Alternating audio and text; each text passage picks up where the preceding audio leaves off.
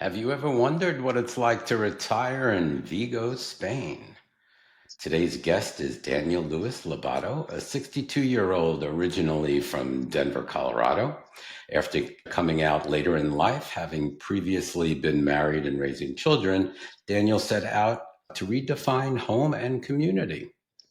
He eventually found both in Boston, with his chosen family blossomed and supported his journey. Though not yet retired, Daniel is currently living in Spain under a digital nomad visa and plans to transition to a non-lucrative visa once retirement officially begins. Why Spain?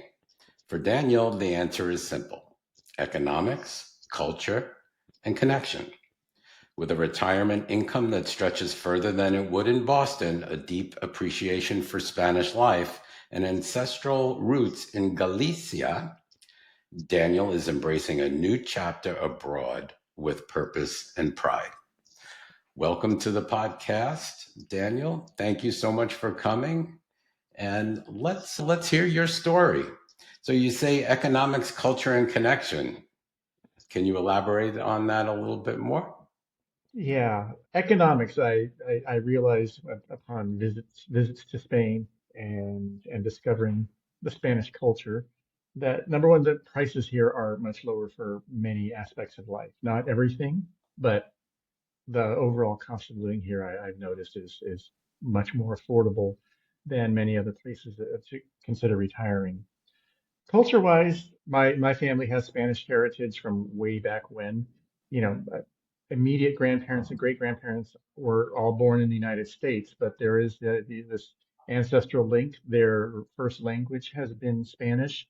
I grew up listening to Spanish being spoken in the home, familiar with many of the cultural aspects as well. So yeah, it just led to you know okay, I know the culture, I know the finances are good.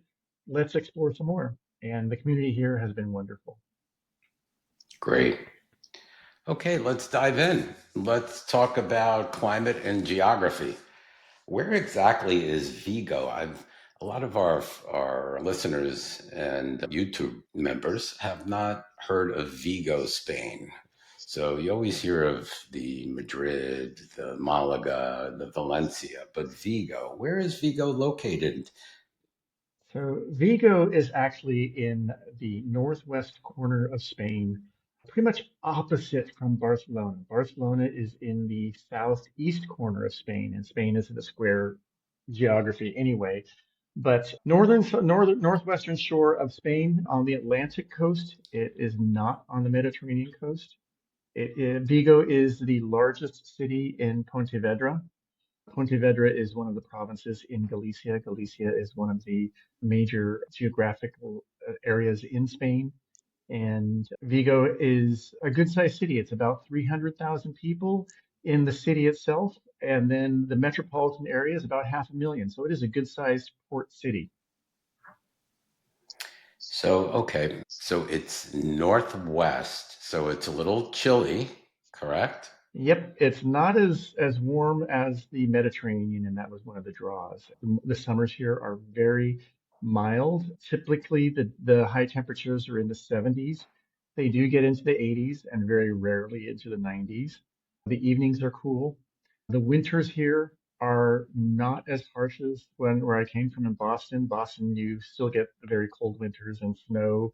And here in the wintertime, it rarely drops below freezing, if at all. Normally, the temperatures during the day are in the 40s, and in the nighttime, it gets into the high 30s and low 40s typically. And the only other downside to the winter here is lots and lots of rain. So I picture it very lush and green. Yes, it is its own little Irish corner of Spain. There is a lot of Irish culture here, Gaelic culture. In fact, the soccer team from Vigo is called the Celts because of the interlace of culture with the northern neighbors, so to speak. We're also So you're located about 20 miles north of the Portuguese border, and we're about 100 miles north of Porto, one of the major cities in northern Portugal. That's what I was just going to ask as well. So you can very well do a day trip to Portugal, to Porto. Yes, a day trip to Porto. There is train service and bus service. It's a couple hours of travel time. It is not the high-speed train yet. I noticed in today's paper. Yes, they still read a lot of newspapers here, but in today's paper, the major article was about a proposal for high-speed train service between Vigo and Porto. That'd be great. That would be great. Okay, so what would you say the average temperature in the summer is? We know the winter doesn't get as down to freezing. Maybe it does get down to freezing, but nothing really incredibly lower than that. But how about the summers? So the average temperature in July and August for high is usually the high 70s. It's not to say that we won't experience a day in the 80s, but the extreme heat of the Mediterranean that they see in Valencia, Barcelona, Malaga, Seville, the 105 degrees during the day and Yeah. 85 degrees at night. Much more temperate here, much more easy to handle in the summertime without the need for air conditioning. And that's the other thing I noticed here is I have not seen any air conditioners in any of the housing units or the apartment units that I've seen here. So do you have air conditioning yourself? Nope. No? You're winging it without it. Brave man. Well, if you don't need it, Yeah. yeah, as long as you have heat in the in the winter. Yeah. And just about every building has some form of heat. So that's been the nice part. And the heating that leads right into the economics, the cost to heat the apartment. My bills were significantly lower than when I was living in Boston. Okay, so that segues us into the cost of living. So, what is the general cost of living in Vigo compared to other parts of Spain or even the US? I know, I'm sure it's a big difference from Boston. Boston is not the cheapest place. That's true. But so for within Spain, Vigo and the whole area of Galicia is probably one of the lower priced areas. The prices have been going up. One of the things I see in the economic section of the newspapers is how rent prices have gone up steadily over the years. In fact, this morning in the television news, they were saying in the last 10 years, housing prices have gone up 35%, which to me seems small compared to what price increases I've seen in the US. In the US, yeah. So, apartments here are much more affordable.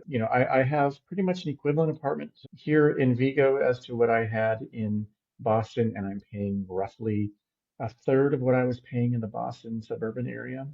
With regard to the rest of Spain, though, Barcelona, the big cities, Barcelona, Madrid, Seville, Valencia, those are the much more expensive areas along the Costa del Sol and the Costa Blanca on the Mediterranean. Though if you're on the beach there, of course, you're going to be paying more.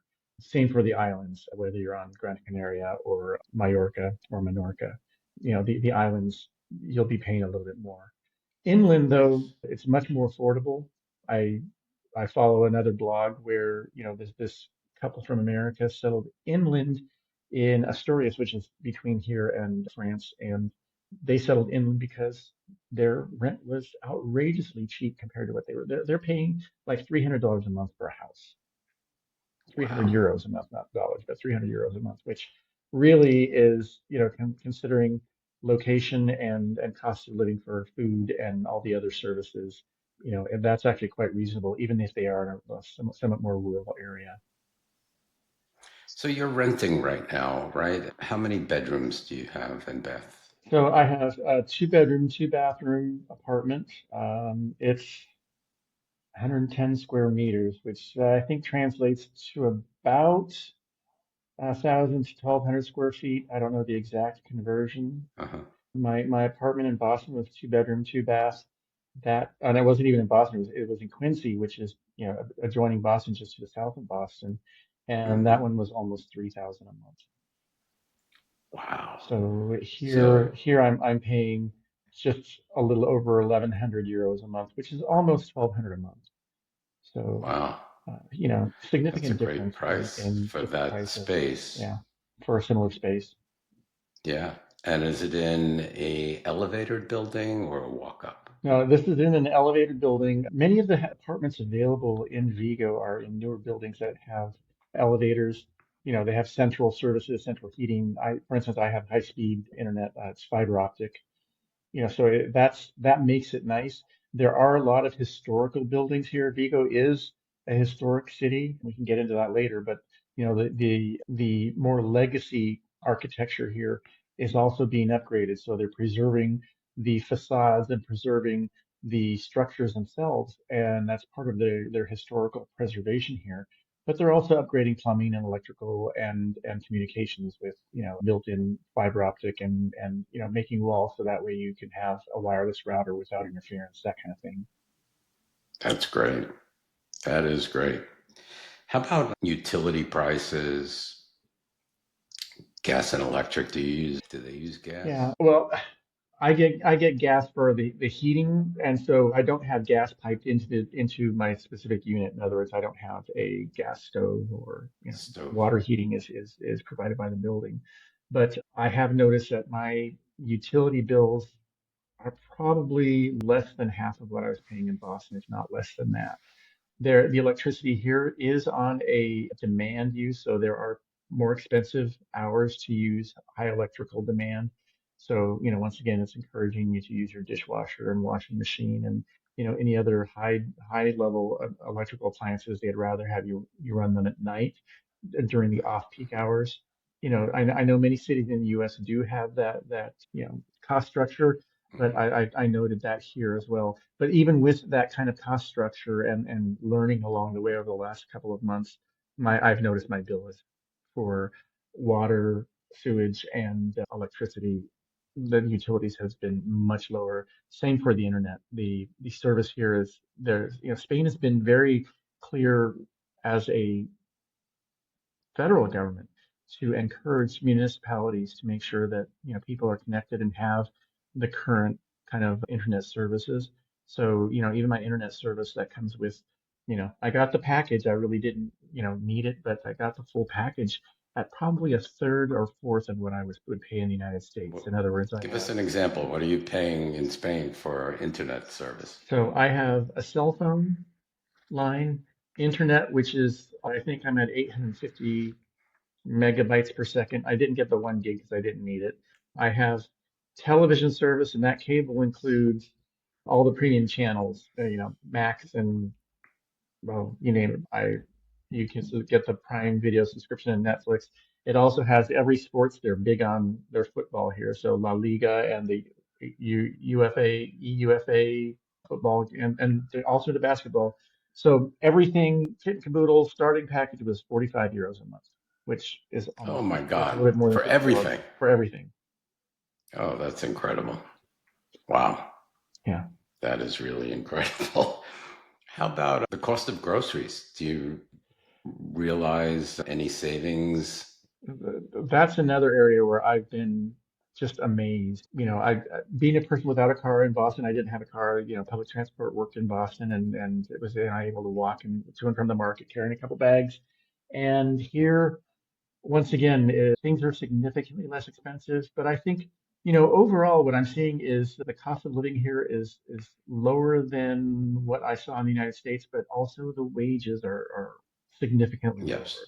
I think that's the balance that has happened here is for me coming from the United States, I see everything having a significantly lower price point, but the wages that I know of here and looking at what I would be making in my profession, I would not be making the money I make when I work in the US. So the locals might think otherwise and say, oh, it's so expensive here. Yep. And even And the expats are saying, no, it's not, it's cheap.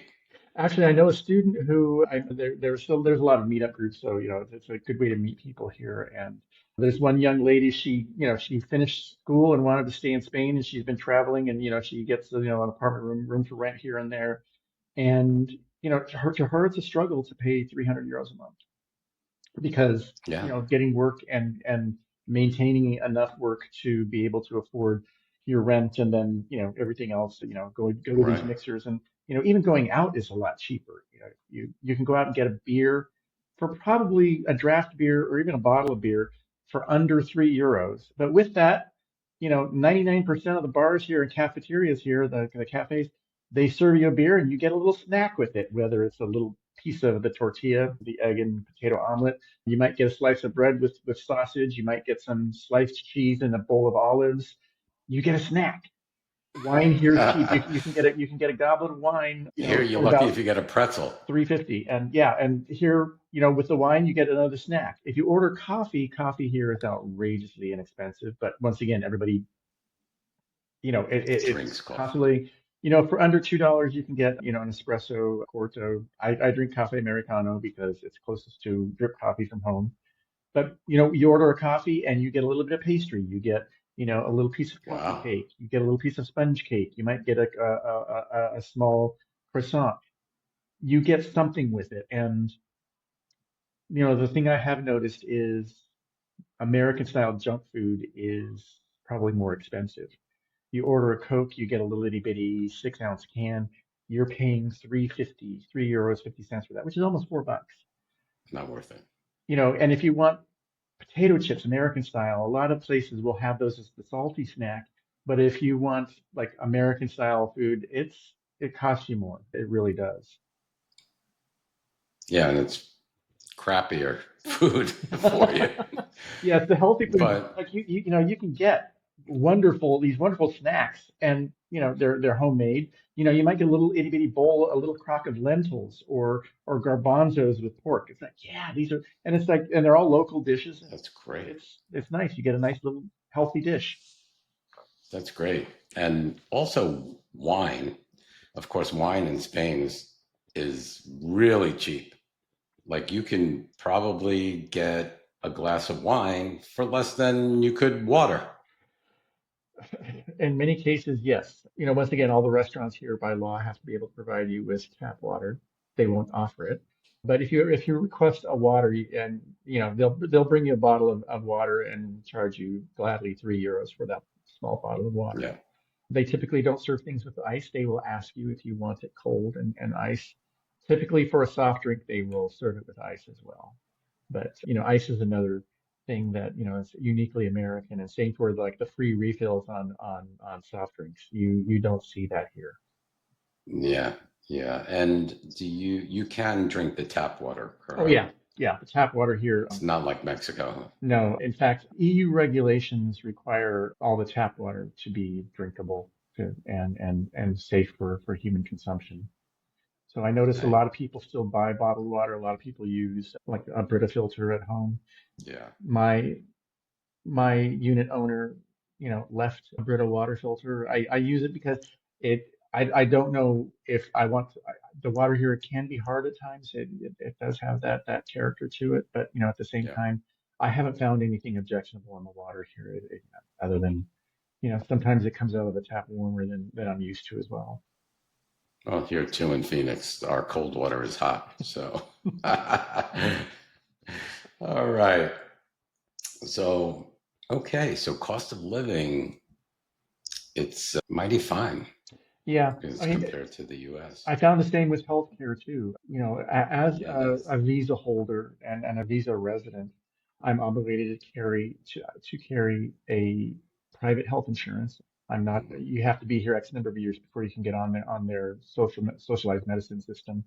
So the full coverage and the requirement for the visa holders, whether it's an NLV or DNV, whatever kind of visa it is, no copay, no deductible, full coverage for everything, and I'm literally paying a fifth of what I was paying for Mass Health, the America Care Act in Give us an Spain. example. What are you paying for private health For private health insurance here, now? 100 and this includes dental coverage, so I'm paying €138 a month. Wow. And in Massachusetts, it was over 700. Incredible. Incredible. And you get everything. So even the private, okay, so with private, Mhm. they give you, if you choose, an English speaking doctor. If you can find one. And unfortunately, in Vigo, there are not It's many, hard many, to many come. English speaking doctors, but they're very uh, helpful. And Google Translate on your phone in the doctor's office is really, really helpful.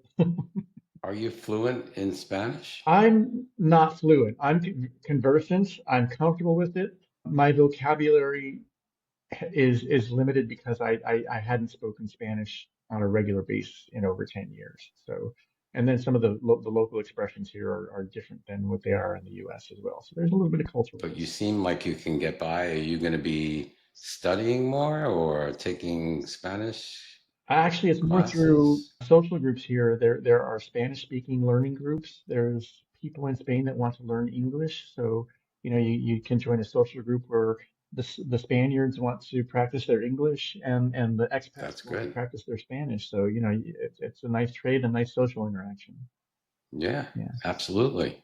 But I It's would say, definitely yeah, but I would say the only thing that with the medical care is the one thing that is not covered is prescriptions.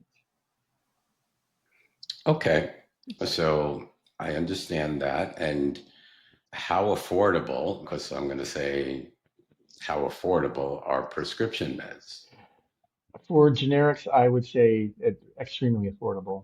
For instance, my high blood pressure medication that, I was paying, a $10 copay at CVS in the Boston area. For that same generic prescription here, I'm paying €2.50.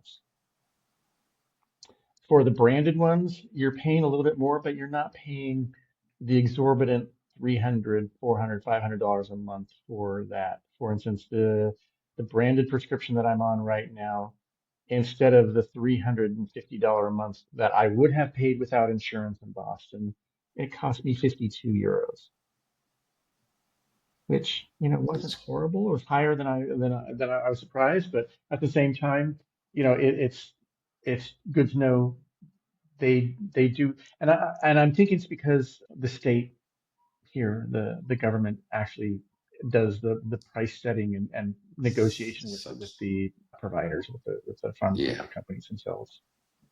I would, I would think so. So, okay. I believe also after a year, you can get onto the public system if you wanted to. Yeah, I have not looked into that, and part of that is I know that there's one of one of the downsides of living in Spain is the bureaucracy. So unless you find a professional to help you, either a lawyer or some sort of agent that will shepherd you through, and then you have to pay this Yes. person. Mhm. The bureaucracy, the wheels turn very slowly, and if you have one form filled out incorrectly, they send you back to the beginning of Send the you flow. back.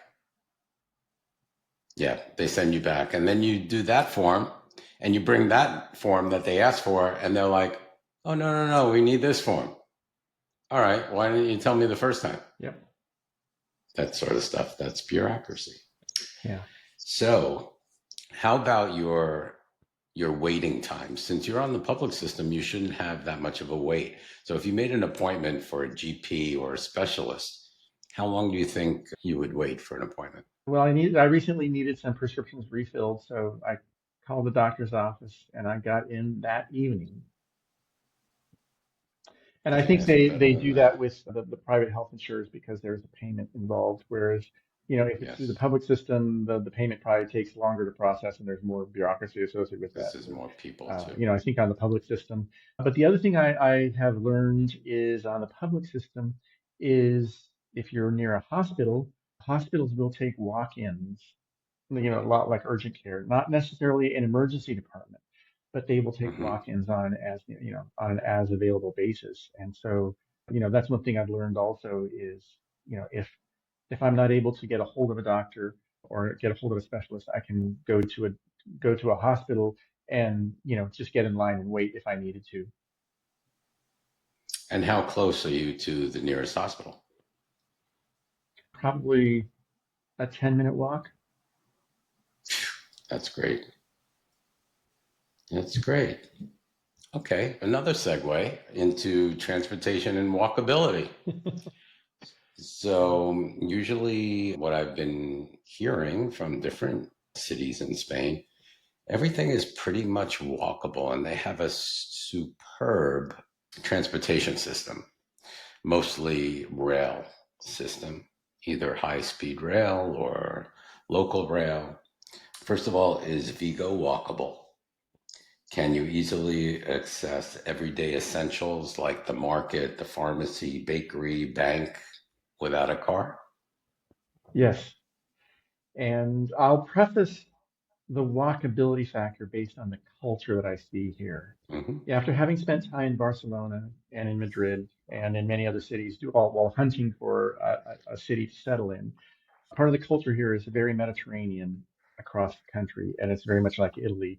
At the end of the workday, in Italy, they call it the passaggio. In Spain, it's the paseo, and it's your stroll. You go out, you stretch your legs. It's late in the afternoon. It's cooling down. The sun is setting. You get to know your neighbors. You stop and have a beer or a wine at a cafe or a cafeteria or a bar. You're out and about before dinner, and it's universal. I mean, old people, young people, the teenagers gather. The children are there playing, soccer with the ball on the street. It becomes, but it's a very cultural aspect where the cities are walkable because everybody's out walking. And so, the walkability of the city, the sidewalks tend to be wider. If you're in a neighborhood where there's a narrow sidewalk, it's because everybody's headed to another area to do their paseo. The challenge with walking in Vigo, I would say, is the hills.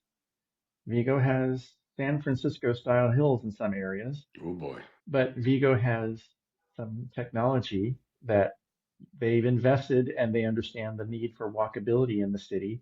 And so there's outdoor escalators with, sunshades and wind covers that these escalators operate every day of the year, winter and summer.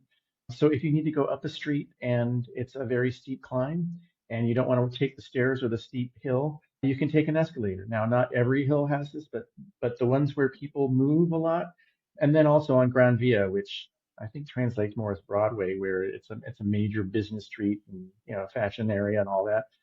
That hill is not as steep as stairs, but they have the moving walkways like in the airports going uphill there. Wow. So once again, they maintain that walkability factor for cultural reasons, and then once again, it's nice to be able to get out and walk, and everything is accessible. So I live in the center of the city, but I've noticed in the neighborhoods here, within 2 blocks of my apartment, there's no fewer than 10 cafe bar combinations that serve food, drinks, coffee in the morning, pastries. There's at least two bakeries now, three now that I think about it. Three bakeries, there's two butcher shops, there's one fish shop, there's two florists, there's Banks? four supermarkets and three banks and several ATMs available as well. So, and I'm also between two Wow. major railway stations. So, I can walk to either railway station and hop on a train and get to cities linking me to Madrid. And there is actually a high-speed train that leaves one of the stations here and gets to Madrid in about 4 hours. And the mayor here has approached the railway operator to say, we need that to be less than 4 hours. Can you not make 6 stops along the way? Can you put an express train into Vigo so it's not 4 hours? Because, it's 2 hours to the southern coast from Madrid. And, it seems to be a spoke system where many trains or all trains converge onto Madrid. So if I wanted to go to Barcelona, I first take a train to Madrid and then transfer to Right. Barcelona. Same for Valencia, so the Seville of the other cities. So even Bilbao, it would be much faster for me to take the 4 hour train into Madrid and then take a 4 hour train out to Bilbao. So it becomes an all day travel, but it's also outrageously inexpensive. Compared to Amtrak and flying, the railways here are very affordable and very reliable. Efficient. Yeah. That sounds wonderful. I mean, I can't get over the escalators. I was going to say, do they have some sort of trolley system? But Yeah. maybe they do. I don't know. No trolleys and no subway in Vigo, even as big of a city as it is. But being a port city, they do have a lot of buses, and I'm still learning the bus system to get around to various areas of the city. It's like most of them are helpful, and the stops all have QR codes that will tell you when the next bus coming and where it's going. So yeah, it is a very good comprehensive bus system. Once again, it's very inexpensive. under €2 for a bus ride. And then if you get a resident card, it becomes like 65 cents. So, once Yeah, again, and public how about transport. seniors? I think seniors go for free on a lot of stuff. Yeah, yeah. So, And I have to apply for my senior card once I get like my residency permit. I can then apply because senior status here is above 60 years old. So same for the railway system. I get a 15% discount for being over 60 to take the high-speed train anywhere in Spain. wow. Do they have local markets also where you can buy food, fresh vegetables and fresh fruits? Yeah, also in the neighborhood, and in addition to all the other, nice facilities, there's 3 fruit stands. There's fruit and vegetable markets. They have all the local fruits and vegetables, and they're seasonal. I mean, rarely do you see anything that, I mean, anything that I've noticed out of season is going to have a price premium. But I've noticed that at the supermarkets, at the 4 supermarkets that are in within very close walking distance here. There's also a couple of restaurants that specialize in pre-prepared food. So, a take-home meal that you come bring home and put in your oven, and it's all local cuisine. So, the interesting, options here as well as regular restaurants, but you also have some of these options of the local food and then locally prepared food. So, do you find yourself going out to markets and making purchases? Because in Spain, everything is a little bit smaller, refrigerators are smaller. So, do you buy a smaller quantity of food for your home to prepare? Or, on the other hand, you could probably go out to eat for cheaper. It's hard to not go out to eat. It really is because going out to eat here, it is like, even like at the end of the day when they tend to have their smaller meal, if I have a glass of wine and the little tapa snack, to me that's enough. But as far as going to the market in the smaller storage areas, that kind of stuff, yeah, they don't have. I haven't seen anything like a Costco here. Now their markets are big. They have you know, 3 of the markets in this neighborhood, they have a huge footprint and they're great big supermarkets, but you don't see the 32 pack of paper towels. And Right. what I do notice is Or toilet people paper. walk to the market, if not every day, every other day, every third day. And that's a hard habit for me to break. I try to do shopping once a week. And it's like, no, no, I'm just going to go to the market every other day. Once again, because You everything's have to fresh here carry it, anyway. And and you have to carry it home. yeah, I have to carry it home. And, and the nice part is at the supermarkets, I can get everything I want in one spot. They have wine, beer, Right. food, meat, fish, whatever you can, but it's like, nope, I can't buy everything all at once there because then you have to carry it. I also like going to the little fruit stands and vegetable stands that they're, they're storefronts, but, once again, you see the stock rotate much more frequently. And there's some, odd things like in the produce department at the supermarket. You don't take your produce, put it in a bag, and take it to the check stand. You actually, there's a person there that will put it on the scale, prepare a tag, and then tag it. And then if you have 3 or 4 different things, like if I have lettuce, tomato, and onion, and a grapefruit, they'll weigh them all individually, and then they'll put them all into one produce bag, and then put one label, and it gets scanned once. But then when my receipt gets, it has everything itemized individually. But they Wow. have that set up where they have an attendant in the produce department do that for you. Hmm. That's pretty cool. That's really cool. Wow. Okay. Let's see. So, what it reminds me of, Spain and different cities also in Spain remind me of the old days in when I lived in New York. So, when we had, and I'm sure in Boston too, in the 60s and 70s, you had specialty stores. So, you had a butcher, you had a bakery, you had a shoemaker, Hmm. town cobbler, you had all of these little mom and pop shops. And it seems like Vigo also has those type of shops where what we don't really see much anymore in the US because everything is supermarket and everything could be pretty much done either at a supermarket or a store. So the butchers are pretty much gone and You have to get your meats and poultry in a supermarket. So it's different in Vigo, correct?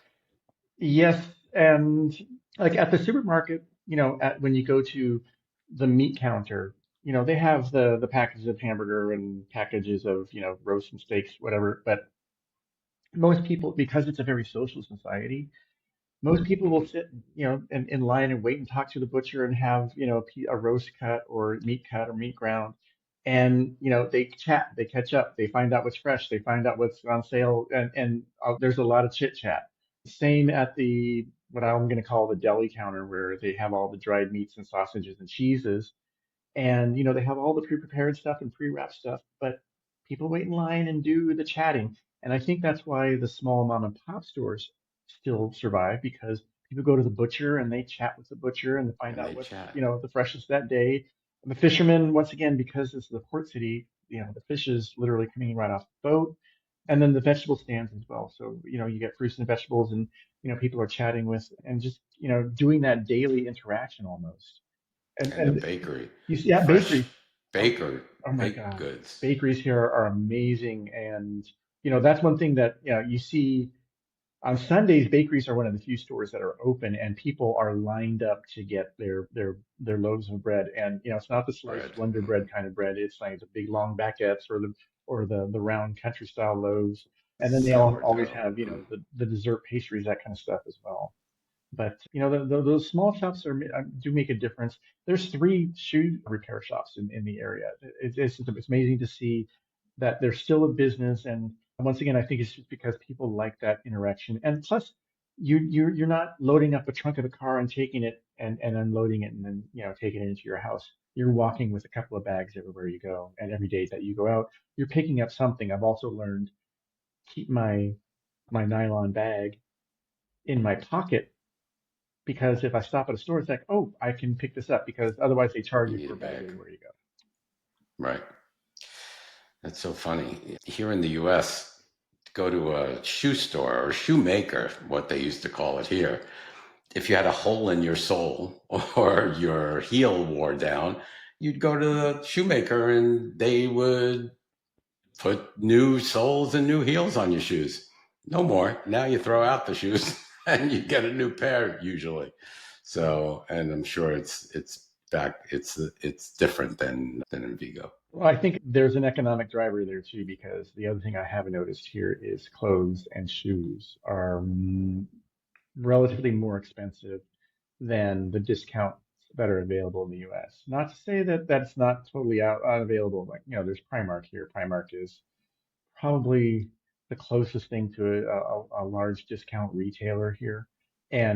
But once again, those are the very inexpensive, high volume marketed clothes that they get from Asia, Right. from China and Thailand, India. You go to the more traditional department store, which in Spain is called El Corte Inglés, which is pretty Hmm. much the Macy's of Spain. Yeah.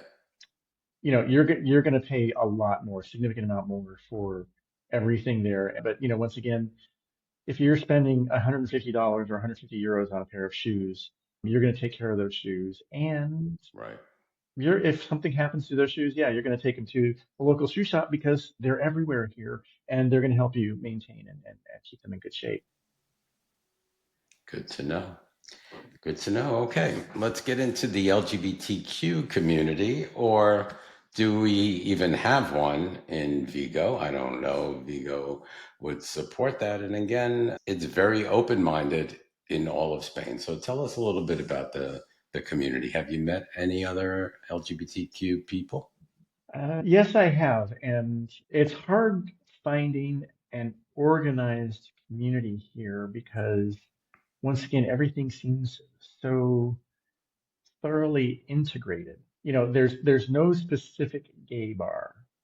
There is a community group that is a social group. They do social activism and social activities.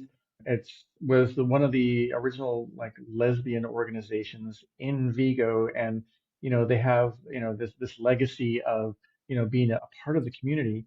But you know that's that kind of activism is they maintain visibility, but I think it's more for the legacy than for the need, because if there's anything that ever happens from a homophobia kind of perspective or an anti-gay or an anti-LGBTQ plus perspective, there's a spotlight that's put on that. For instance, one of the Mediterranean coast, what do you call it, resort cities, Torremolinos, which is, It's a it's a big day. resort city on the Hmm. beach. And there was and it's a very gay friendly city, but there was an incident this past weekend where there were homophobic slurs that were hurled very loudly and publicly at a couple in Torremolinos. And the police instantly took action. They wanted a statement from the people that the slurs were directed from. And, by putting that spotlight on it in the national news, it makes it Mm. very, very clear that, this is a community that we accept, and we don't want that kind of, hate-filled rhetoric spread in Spain. And because, something like that happens rarely. I think Spain has gotten to the point where, there isn't a huge need. Now in Madrid and Barcelona, the bigger cities, Madrid has the Trueca, the gayborhood, the pink zone, La Zona Rosa. Right. And that's really, really neat. I like that. It reminds me of like, the gay neighborhoods in many other big cities. But you come to an area like Vigo where I can walk down one of the areas in Old Town and, there's same-sex couples holding hands. There's that edge of counterculture where you have, the people that dress differently, have their hair different and differently. They have the multiple piercings, they have the multiple tattoos. The Q aspect that whether they're gay, straight, whatever, but they're just different.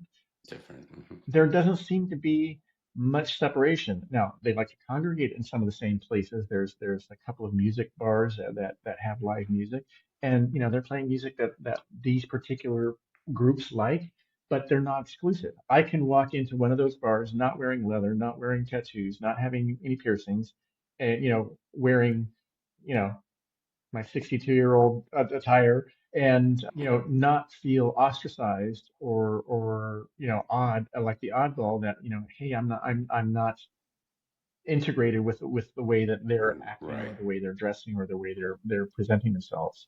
I haven't encountered that anywhere at any of the bars where there's that kind of gathering or that kind of culture within an organization or a venue. Do you know if they have a Pride festival?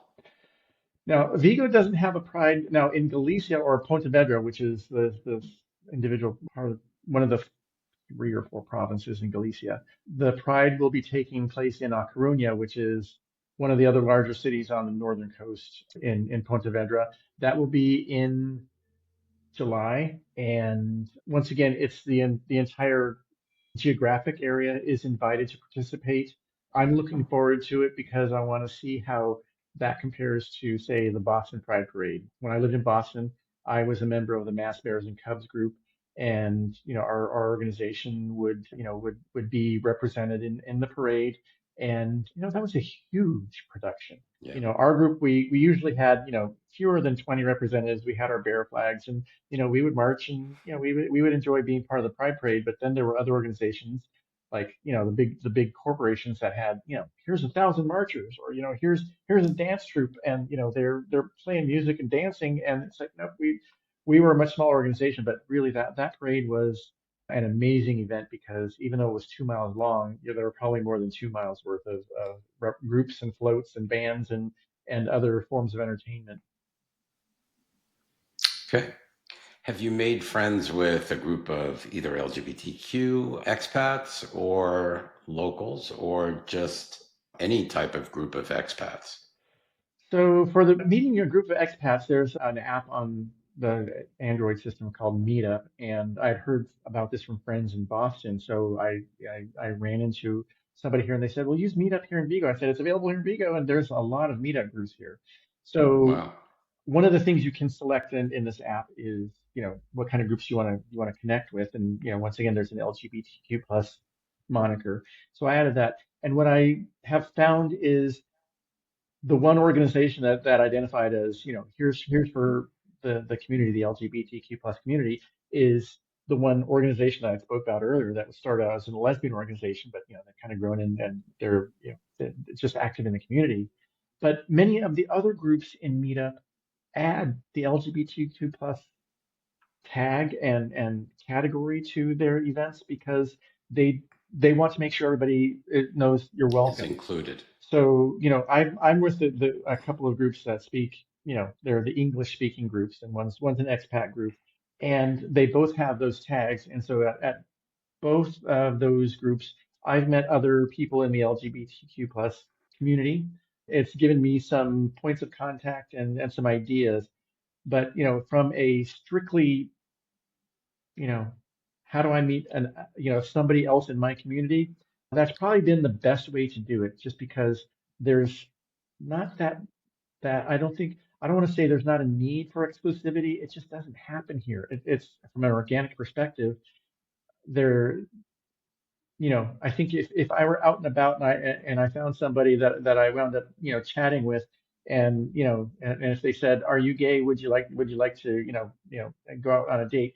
I don't think that would be awkward, as not like it would be in other cultures. So I Right. just that's what I've experienced here. I'm not saying it's universal, but at the same time, But nobody cares. it seems limiting here in Vigo and Galicia, but at the same time, I don't feel limited that, I can find and speak to other people in the community. And also, you talk about health issues and, in our community there, I lived through the HIV horrors of the 80s and Yep. 90s. So, you still want to ask questions and learn about those kind of resources, that kind of stuff too. Sure. Sure. Awesome. So you feel perfectly safe as a gay person. Well, Yes. you don't have the label that says you're gay, but you know, you feel perfectly fine. I'm perfectly fine no matter what time of day or night. I've become a night owl just because the the The time zone culture. here shifted. For instance, it is now almost 9:30 at night, and the sun will not set for another 15 or 20 minutes, just Wow. because of the way the time zone works here. So the evenings will go later. The social life here happens later as well. Dinner Yes. time is 8 p.m. or later. To have dinner at 10 p.m. is not a big deal here. And on the weekends, the clubbing age, if you're of clubbing age, you don't go out until midnight. I mean, I was at Right. there is a nightclub in Old Town here. It's about a 12-minute walk from my apartment, and it's been around since the 90s, and it has a rainbow flag, and it attracts the LGBTQ plus community. But every time I've been in there, it has just as many say, heterosexual couples as there are same-sex couples and everything in between.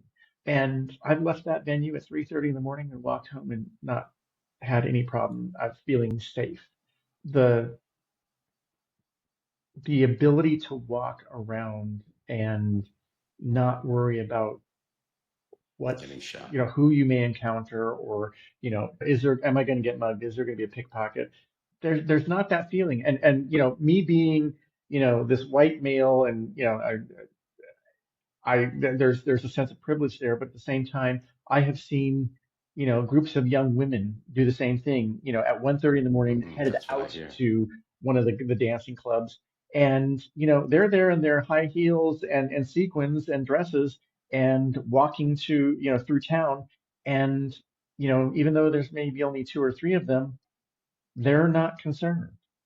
They're Right. out for, That's what I and hear. acting very comfortably, not with, watching behind their back. Like, I have a daughter who, when she would go to San Francisco, it was like, okay, you have to be on guard. You have to be, aware of what's around you. The I Right. don't see that here. Yeah, like when I take, sometimes you have to take the dog out in the middle of the night. Sometimes, I was on a, when I was working not too long ago, I would take the dog out at 5 o'clock in the morning, 5:30 in the morning.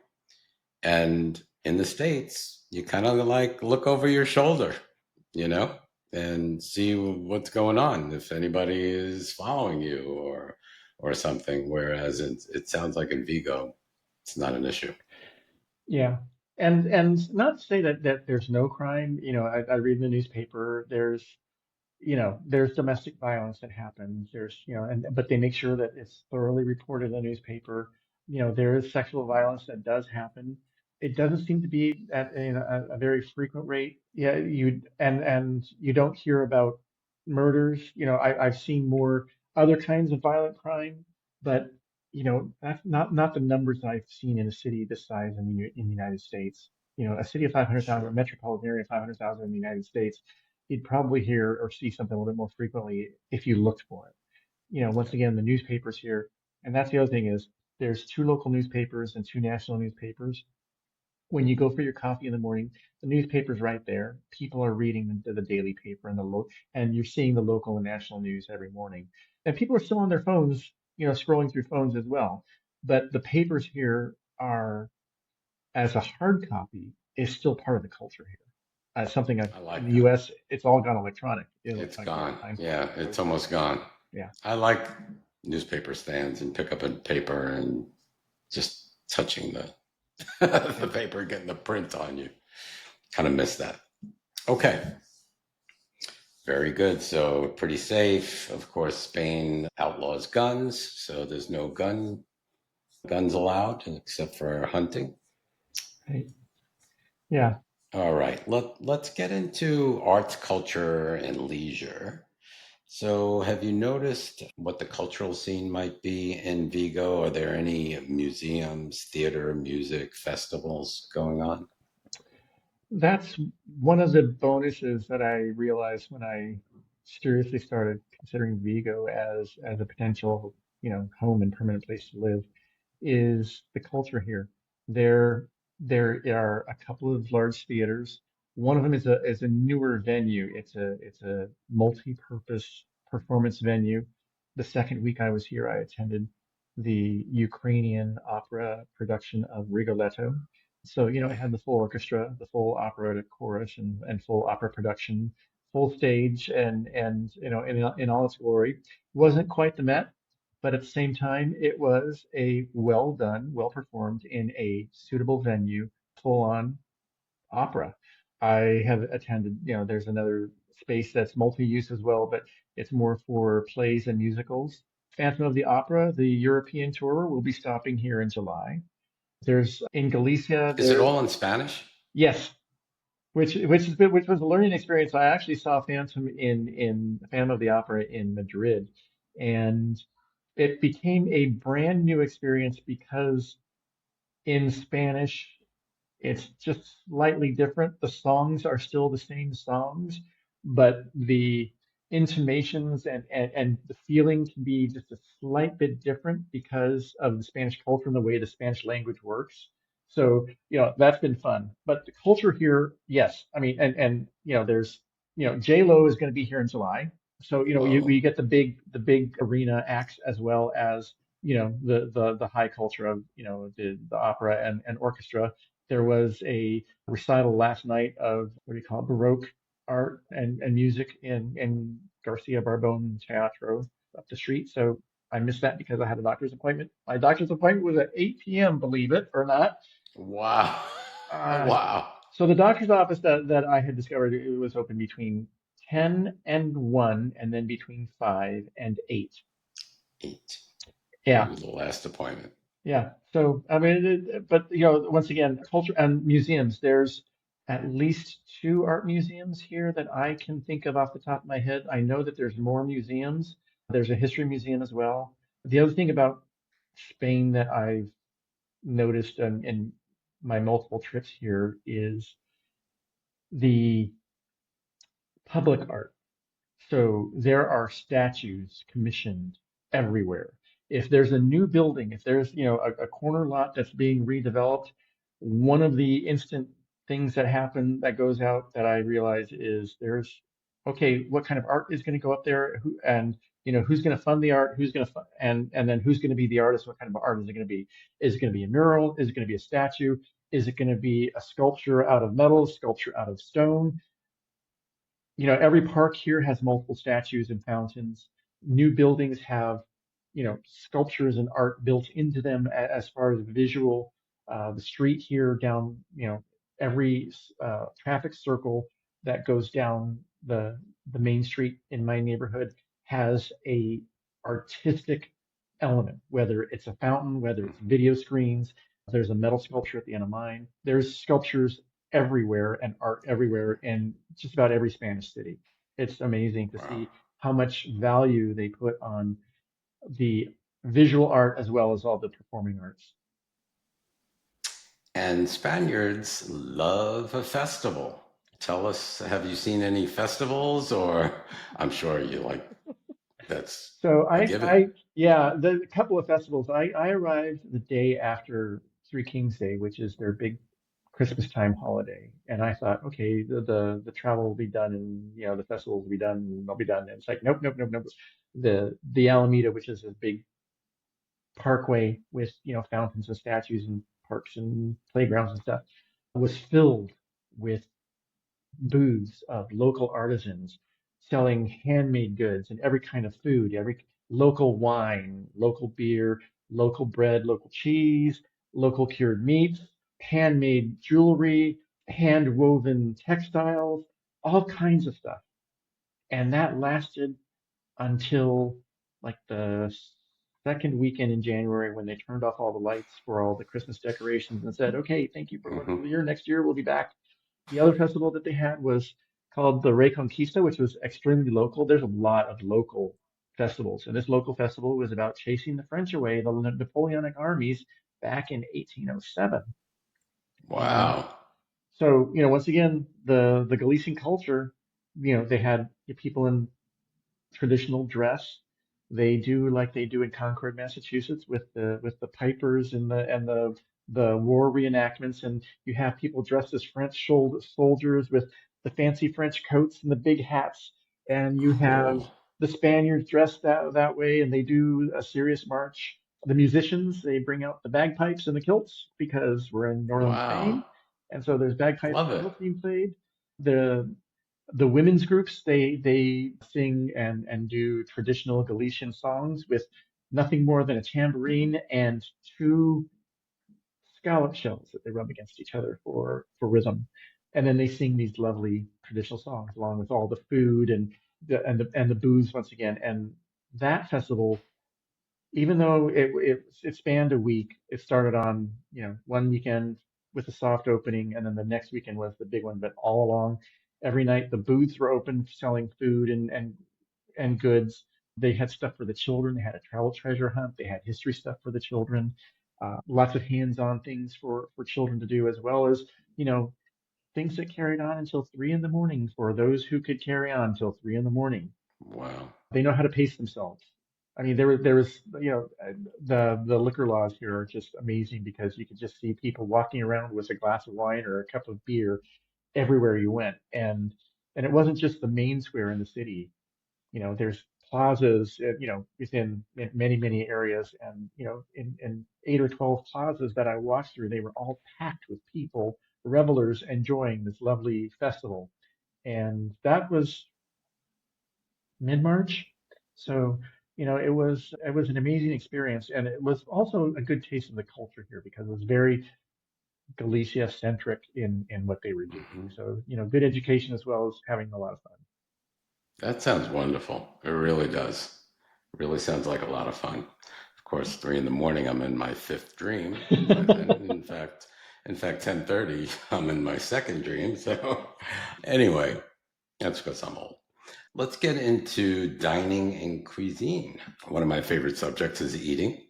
And Spain has a great reputation of restaurants and cafes and everything to that sort. So tell us a little bit about the food scene in Vigo.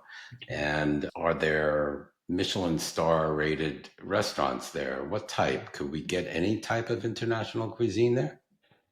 For the most part, yes. And that's one of the things that I forgot where I read the article, but it was in more than one spot where Galicia in Spain, which is this northwest corner of Spain, has the highest per capita percentage of Michelin star restaurants. So Interesting. within a 10-minute walk of my apartment, there are four Michelin star restaurants. Wow. One of them it's an older star. It says it's a Michelin star from 2018, but it's still a white tablecloth restaurant where you get a good meal. The most recent one that had been awarded a star, I think it was back in 2023, and I'm not sure if they got it again in 2024. I haven't like visited that restaurant again. But once again, the Galician cuisine, they take advantage of number one, the amazing seafood here because they're on the North Shore of Spain, nice icy cold water, and they have every all kinds of shellfish. They have, lobster, they have crab, they have all, Mm. bivalves, the clams, the oysters, mussels. They have mussel farms in the estuary here. They actually are known for their mussels here that are amazing. And then in addition to the shellfish, the finfish, they have a lot of shark. There's something that they call it's not Brent, it's like hake. It's a whitefish, a very common. Yeah, They're big on anchovies and like a sardines sea here. So if you like bass. oily fish, they're good with that here. Love The other one is similar salmon. to monkfish in the United States. Monkfish, which is a great big ugly fish that Bostonians love and call the poor man's lobster. Poor That's a man's very lobster. common dish Yep. here. That and cod. They do the salted cod here, much like they do in Portugal. So a lot of salted cod is available year round here. As far as variety, there's two Italian grocers here, and I think they supply a lot of the rest of the restaurants here because there's at least three restaurants that serve strictly Italian cuisine. It's not Italian American. It's not Italian with a Spanish flair. It is Italian. You're getting, pasta from the south of Italy or pasta from the north of Italy, depending on which restaurant you're at. You're getting Napoli style pizza or you're getting Sicilian style pizza. They're very, very specific, just like Italian food is in Italy. But it's all very authentic. They have their type zero flour for the pizza. They have the dried pasta. They make their own pasta. It's very traditional Italian. And two of the restaurants that I'm think of right that I've been to actually are Neapolitan, and they're all within easy walking distance. Up the hill from me is an Indian restaurant. Yesterday I discovered a ramen restaurant and I tried it and Hmm. I wanted a spicy dish and boy did I get I ordered the middle spice and S- it turned out to be just It was that. spicy. It this the Spanish palate it tends not to like spicy food, Spice. but Hmm. the this Asian ramen shop delivered. I now I know where to go when I want spicy food. Them in the Indian restaurant. There's a couple of Mexican restaurants in walking distance that once again, all these neighborhoods are built with these places to be in walking distance, and I'm lucky enough to be in a place where there's at least two Mexican restaurants, both of them with roots in Mexico. But when I've asked for spicy food from them, it's toned down to the Spanish palate. Right. So, So I understand that Chinese food is a little scarce in Spain. there's two Chinese restaurants within walking distance of my house, and then there's a chain restaurant at the mall. So there's a mall that's also very close to this neighborhood, and actually the mall is part of the train station. So the trains Wow. are at the lower level, and then the upper two levels are the mall, and then the third Right. level of the mall is like more like a food court Food restaurant court. area and entertainment venue because there's a stage with lighting and then it's adjoining the movie theater. So it's a big space, lots of shopping, and then once again you can get some chain food there too. They actually have a Burger King, McDonald's, Kentucky Fried Chicken, and Taco Bell, and a Hollywood restaurant there. So they I would hope nobody goes there. actually the food here because of the European laws seems to be healthier. It doesn't seem to be Even the fast food, I'm sure, is even healthier healthier. because they have the EU laws. Yeah. Yeah. The EU health laws and food laws, they make sure that you're not you're not getting a lot of chemicals added to you and preservatives. That's the other thing I've noticed from the grocery stores here is that things have to be fresh because they don't last as long. I mean, Right. like I've noticed I have to cook meat faster. If I get meat, I got to cook it within 3 days. I can't put it in the fridge for more than 3 days, otherwise I put it in the freezer. So, that it helps you maintain freshness of everything. And I think the restaurants also have to deal with that. So the restaurants always have fresh food. And restaurants close for siesta for the Most most of them part. do. Some of now, if it's a cafe, a cafeteria, or a bar, many of them will stay open. It depends on the owner. Now, siesta, I'm one of the older people that will gladly say, yes, I'm going to take advantage of siesta time. Take a Uh, nap. but what I've learned that, people with families, people that, don't necessarily need a nap, they use that time For family time. to catch up. Yeah. So, children are out of school, so they're picking up their kids and getting their kids home and settled and stuff like that. They're preparing or starting dinner. They're doing laundry. You can't run any errands because nothing's open. The only thing that's open during siesta time that I know of is a couple of the grocery stores. Even like the fruit and vegetable stands, the the shoe stores, the shoe repair shops, the Yeah, they'll butchers, all close. those all close, like between 1 and 4, between 1 and 5. You you just don't. The banks are closed. So, people take care of their personal duties at that time is what I've learned. If you're not taking a nap, you're busy catching up with something at home. Do a lot of the restaurants still have a menu del dia, the menu of the day, Yeah. and have like a three-course thing for really cheap? Yeah, it's not as cheap as in some areas because and I think if you go further inland it can be cheaper. I think it's just because once again they have to rotate their stock. But that's one thing that most travelers have to understand is when you ask for the menu, you get the menu del dia. If you want to see the full menu of everything that a restaurant offers, you have to ask for la carta. So when you ask for the menu and you get the menu del dia, you get a choice of 1 or 2 appetizers, you get a choice of 1 or 2 main dishes. You can pay a little extra and get a dessert with it. Most of them come with a And a beverage, so drink. you can get either a wine, a beer, a water, a soft drink, or a coffee as your beverage with the menu del dia. And a lot of them, it's just traditional local food. So, you How know, much would it be? Like a um, typical. depending if I get it without the dessert, it's usually between 10 and 12 euros. If you get it with dessert, it's 14 or 15 euros. So, you get the full Incredible. meal and the serving sizes there are the full size, not like the tapas. For the appetizer, you get the little tapa size, dish of whatever. But for your entree, you're going to get meat and potato, meat and noodles. You're going to get fish and whatever. So, and the only thing that I would say you don't get frequently, unless it's part of the menu del dia, is a salad. And that's one thing that I kind of miss here is if I order a salad, it's actually a separate course, either a la carte or from the menu. And that is usually another 7 or 8 euros. Hmm. The salads here are not cheap. That's still good. Yeah. But Yeah. I can get a hamburger and fries. Those are usually between 8 and 11 euros, depending on where you're at. But it's a bar burger. It's not like McDonald's is, you're gonna pay McDonald's prices. And actually I haven't even been to the McDonald's here. Stay away. Stay away. But Go for the real go for stuff. the real stuff. But they're still reasonably priced, and you get a full meal at those places. But if you want a salad, you actually have to request a salad, and then you get a big salad. So it's A usually big best to salad. go with somebody to share the salad if you're going to have a salad with your meal. Right. Sounds wonderful. Dining sounds great. Yeah. Okay. Let's go on to visas and residency. So you mentioned that you were on a digital nomad visa. Yeah. Do you know what types of other visas they have available?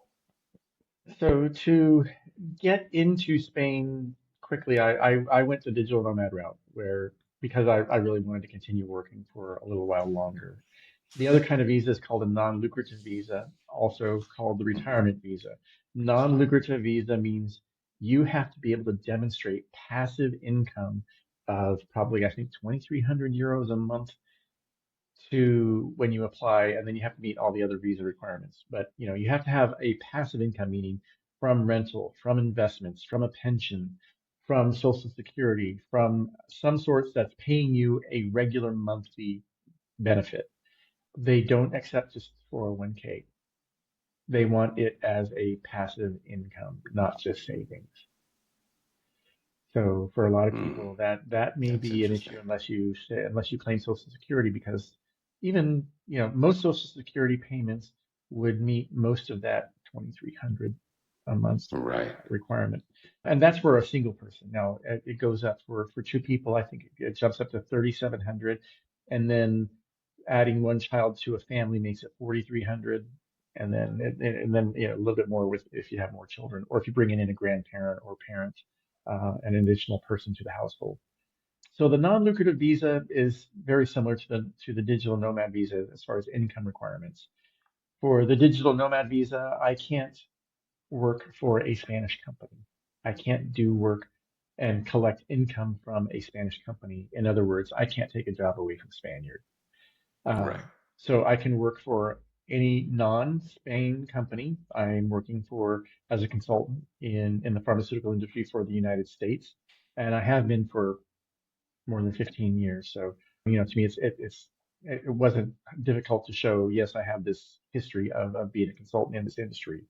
There's some longevity requirements that you have to demonstrate, as well as the income requirements. And then you also have to, have an FBI background check. You have to have documents apostilled. You have to have, proof that you've paid for this full care or health insurance. So, the other visas that are available is student visa. I didn't really want to go back to school at my age, so I did go for a student visa. And what ended recently, or will be ending recently, I've heard a couple of different things, was Golden. what the Spanish called the golden visa, and that is if you invested 500,000 euros or more in Spanish real estate or in a Spanish company, then you could be granted a residency visa. And I'm not sure how long that would last. So with my digital nomad visa, because I applied while in Spain, once that gets approved, I my visa will last 3 years. If I were to apply in the United States for a digital nomad visa, once it's granted, it would be good. It would have to be renewed every year. So by applying once I arrived in Spain, that kind of took care of renewing Extends it. as frequently. So I'm hoping at the end of 3 years, when it comes time to renew, I can switch to the non-lucrative retirement visa. Other than that, there's nothing else that I've learned of that to be able to become a resident here unless you get hired by a Spanish company, and then usually it's because there is a need. You have a a qualified skill that is needed here in Spain, or you have a higher education degree that a company hires you. For instance, since I'm in the pharmaceutical business, I can say, if Bayer has a facility here in Spain and they need somebody to do the kind of work that I do, if I applied, Bayer could sponsor me for a residency visa, and I have residency permit as long as I was working for Bayer. But then it's not like a lot like the U.S. and H-1B. I would have to stay with that company under that visa. Um, Right. so that's that's if you're working and have that kind of job, the company can help you. But then if the company anything happens and you're not able to maintain your job there, if you lose your job and can't find another company to You continue lose the your employment visa. there, then you have to leave. So it's hard if Yeah. you're younger and have a family. Yeah. It is difficult. What's the average time that it takes to get a visa? Do you know? Well, you have to do a lot of preparation. So I started gathering documents for my visa and asking for like my FBI background check and for my diploma to be apostilled because that has to be done through the Department of State. So there's a lot of things that you have to do from a paperwork perspective. I started that process in January, late December, early January. I worked with a firm to help me get that everything, make sure I have everything collected and appropriately applied for. The Hmm. application went in on April 1st. I had everything ready, and so it took me a couple months to get paperwork together. And then once having the paperwork together, then getting that submission, and you have like everything it gets attached to the application form and gets formally submitted to the Spanish government. So that application went in on April 1st. I heard a request which was right before the end of the month. It was last week. I heard a request. They said, well, we want an updated bank statement because, this one was from the month before. It's like, well, of course, April wasn't done yet. It was April 1st. Right. So, they wanted a copy of my bank statement and my most recent income proof that, yes, I'm continuing to work and I still have income. So that went in Monday of this week. So, once again, things happen in less than 4 weeks for them to review and come back with a question. And then, I'm expecting within 3 weeks that, I'll either hear yay or nay. I Oh, don't expect a problem because, once again, I've had a legal group assisting me with that, and yeah. they haven't had any questions or concerns about anything that I've provided to them. Awesome. Okay. So,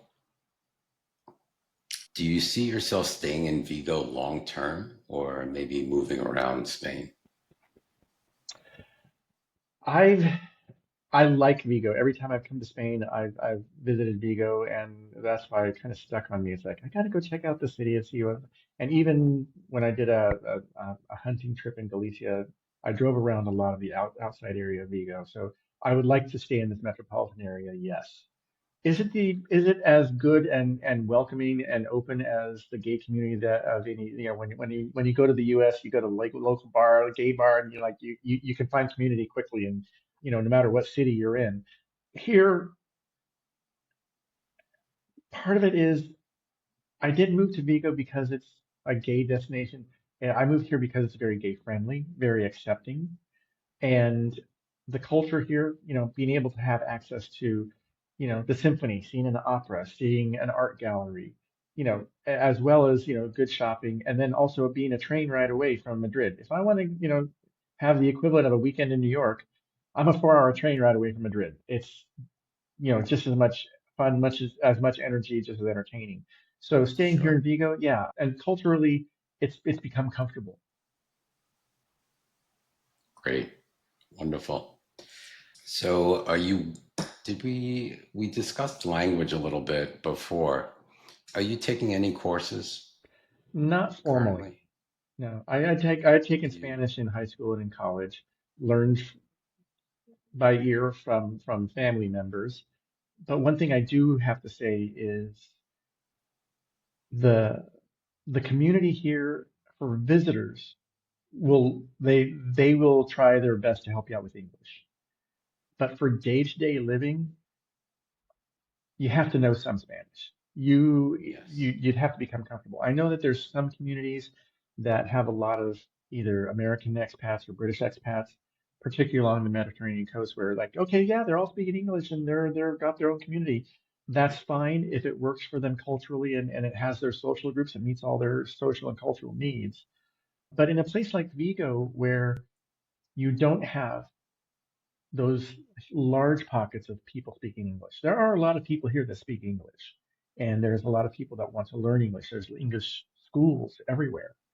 I mean, if I really, really wanted to switch my visa and become and earn an income here, become a teacher as an English teacher, there's many opportunities. Hmm. But I don't know if I could live off of that kind of wage of being an English teacher for English as a second language. If I needed to, Right. I'd give it a try, but I don't need to at this point. But knowing the language and understanding it is I think it's important. It's also part of just respecting the people here. They Sure. want to be able to communicate with you. The other Sure. thing And you're that, missing so much if you don't know. yeah, the other thing is, Galicia has one of the five recognized languages in Spain. So, in Spain, Spanish or Castellano is recognized across the entire country in the Canary Islands. And like in Catalan in Barcelona, that's one of the recognized language, and Basque in Bilbao and the Basque region, and Andalusian in Andalusia. Here in Galicia, it's called Gallego or Gallego, and it's its own variation of Spanish. It has a lot of elements of Portuguese, but it is its own unique language. So, I can recognize it when I hear it. When I see it in a newspaper, I can recognize it. I can understand it in print. Am I going to learn it? Probably not, because everybody here knows Mhm. Castellano. Right. But, once again, the signage here is primarily in Gallego. and then in Castellano. The newspapers are all in Spanish. Some of them have articles written in Gallego. Most of them have the opinion columns written in Gallego. And one of the local newspapers is all in Gallego. So, it's very much part of the culture here. They're very proud of it, and understandably so. It's got its lovely cuisine. It's got its lovely culture. I love the bagpipes. They're not quite the same as the northern neighbors in Ireland and Spain. But, once again, the language is part of that. Yeah. Awesome. All right. So, in wrapping up, what advice would you give to someone in the LGBTQ community considering Vigo as a retirement destination? Establish a social network quick if you come alone.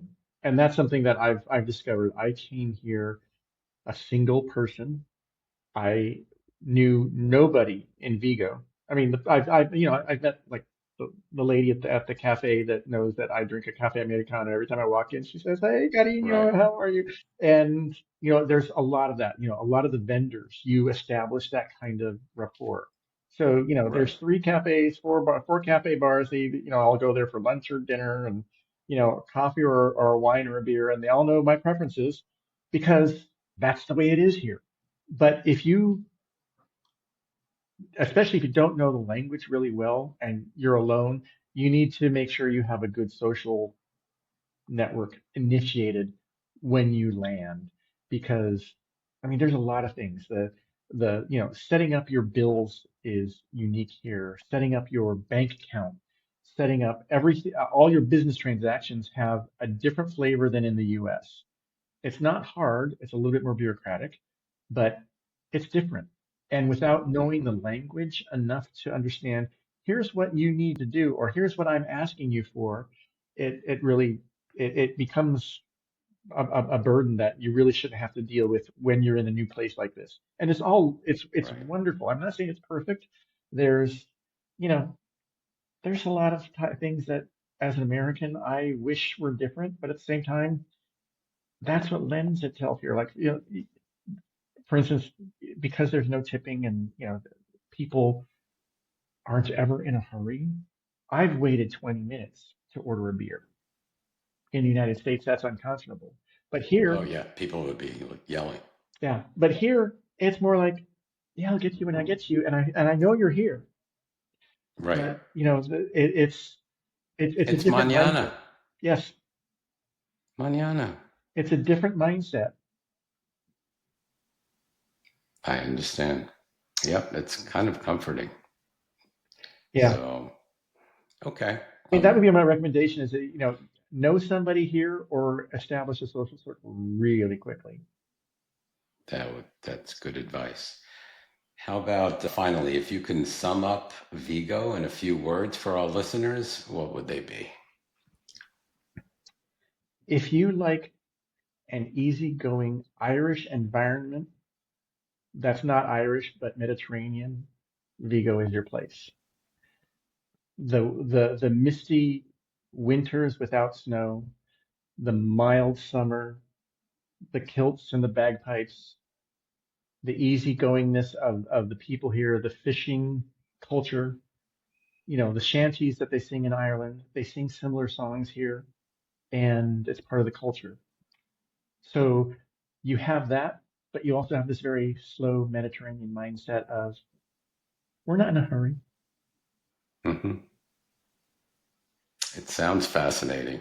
And you It just really got to does. take a deep breath and slow down. Yeah. And that's what life's about. We tend to want to slow down. So, and I'm sure that's why you chose to live in Vigo. So, Yeah. thank you so much, Daniel. Thank you for, I learned a lot.